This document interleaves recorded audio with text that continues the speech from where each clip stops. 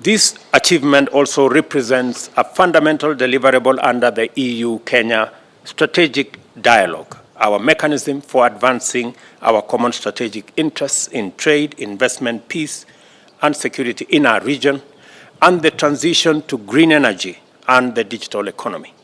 It signals our long-term commitment to ensure that farmers, including those in the flour, coffee, tea, fish, peas, and the edible fruits and nuts sector, are assured of a predictable market.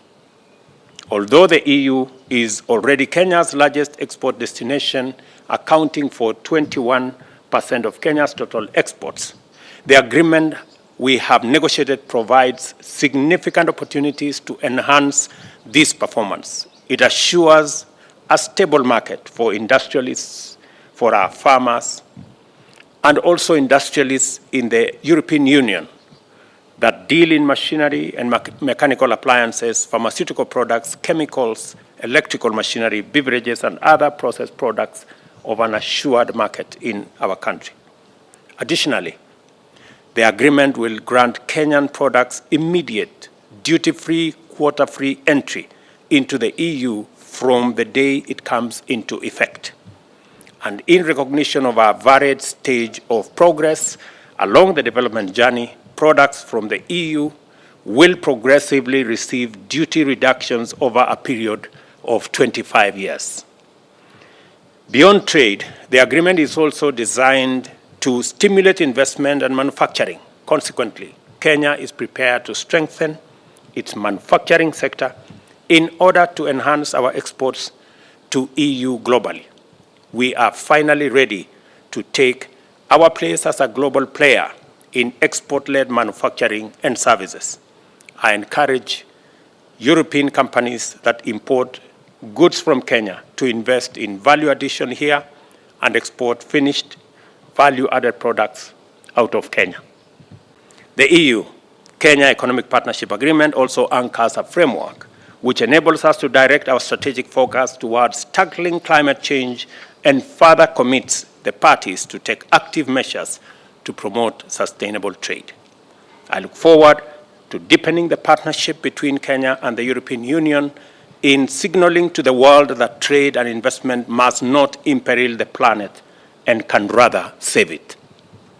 The agreement will facilitate the achievement of Kenya's ambition to transition to the green economy, and we will deepen trade and trade-related policy measures that will create a supportive business ecosystem for Kenyan firms to participate in sustainable global value chains. In addition, Kenya now has further impetus to tap into sustainable global value chains, invest in competitiveness for sustainable manufacture of high-value products, accelerate technology acquisition as well as innovation for product development, widen opportunities available in green finance and investment, and strengthen our framework for export trade, including recalibrating our foreign trade and commercial service sector to align it with emerging export opportunities. The agreement that has been signed today has been stuck for the last 14 years, and within 9 months of your leadership, Your Excellency, what appeared impossible has been done. Your Excellency, this is evident fruition of your hands-on style of management.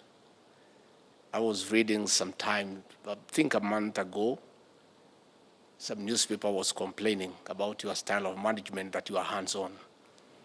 What I couldn't understand is, had they done some research, they would come to the conclusion that all successful institutions, all successful organizations are those who are led by the CEOs who practice a hands-on style of management.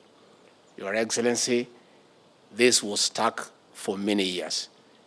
And through prudent commitment and focused leadership, you gave deadlines, you encouraged everybody to work, and that is why we have this agreement today. This agreement just sets the stage for finally bringing the East African Community partner states into the agreement. And I have also issued instructions to Moses that, and I want to commit to our EU friends, that by you signing this agreement with Kenya, we also commit that we will work with our East African partner states, we will work with the 28 African states that are members of the tripartite free trade agreement so that we can bring them on board this agreement subsequently. And hopefully we can also take this all the way to the Africa Continental Free Trade Area so that we can build a bigger market, build a bigger consensus, and be able to do more with the populations that exist between Europe and Africa. Tuelewe ya kwamba hii agreement ambayo tumekamilisha kwa miezi 7 ambayo imekuwa ikishughulikiwa kwa miaka 7 na ingeendelea vile ilikuwa inaendelea, ingechukua miaka zingine nyingi. Wakati nimeenda Brussels, tumekubaliana na president wa EU ya kwamba hii agreement imeshughulikiwa kwa muda mrefu, tukamilishe kabla ya tarehe 30 June mwaka huu, na nafurahi ya kwamba tumekamilisha in time. Na sasa mambo mawili yatafanyika. Ya kwanza, tutaongeza ile mazao yetu ya kilimo na products zingine ambazo tunapeleka katika EU market. Pale katika EU market ni watu karibu nusu bilioni ambayo sasa ni soko ya taifa letu la Kenya. Na ni nchi 27 ambayo hii agreement itakuwa imewekwa sahihi kati ya Kenya na nchi 27 za EU. Na nia yetu ni kuhakikisha ya kwamba tunafungua soko kwa mazao yetu ya kilimo, kahawa, chai, mboga, maua na zile products zingine zote. Na vile vile tumeshakubaliana ya kwamba hatutakuwa tunauza mazao yetu bila ya kuongeza dhamana. Na ndio sababu vile vile tumesema sasa tutafanya partnership kati ya kampuni za Kenya na kampuni za EU ili tuweze kuwa na value addition, agro processing, manufacturing, ndio tuweze kuuza mazao yetu kwa bei ya sawa, tuweze kufanya ajira kwa vijana wetu kupitia hiyo mpango ya value addition, na vile vile wakulima wapate mazao zaidi. Na ni ya muhimu kwamba sekta ya kilimo ambayo ni sekta ya kwanza ambayo tumetambua kama manifesto ya Kenya Kwanza tuishughulikie kwa mpango huu. To facilitate the uptake of opportunities made available under the new agreement, the government remains committed to continuous implementation of the business climate reform agenda and to sustain our position as a continental leader in institutional evolution. For instance, you are aware of the steps we have taken to automate 7,000 government services. I think 5,000 will be complete by the end of this month, to make it much more easier for citizens to access government services and for investors and entrepreneurs to do business with Kenya. I want to thank EU again for the partnership we have in this space of ensuring that technology is centralized in the delivery of our trade and our government services. I therefore wish to call upon you to work with us to sustain our partnership and collaborate in proactively translating the opportunities unlocked by this agreement into tangible outcomes that actualize sustainable development. As I conclude, I wish to reiterate our commitment as the government of Kenya to continue collaborating with the EU and the private sector as we walk this journey towards building a stronger partnership.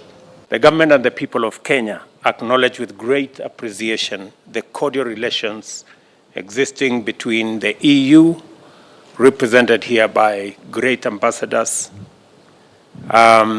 out of which a long-standing and fruitful partnership has emerged and grown to cover several areas of mutual interest, including trade, investment, development cooperation, and I record here that EU is the second most important development partner for Kenya after the World Bank.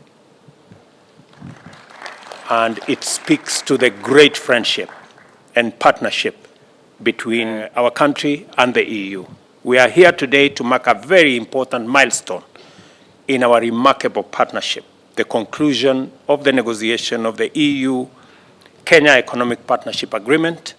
This is an agreement that has been outstanding for almost 8 years. And if we had left it the way it was, it would take another couple of years.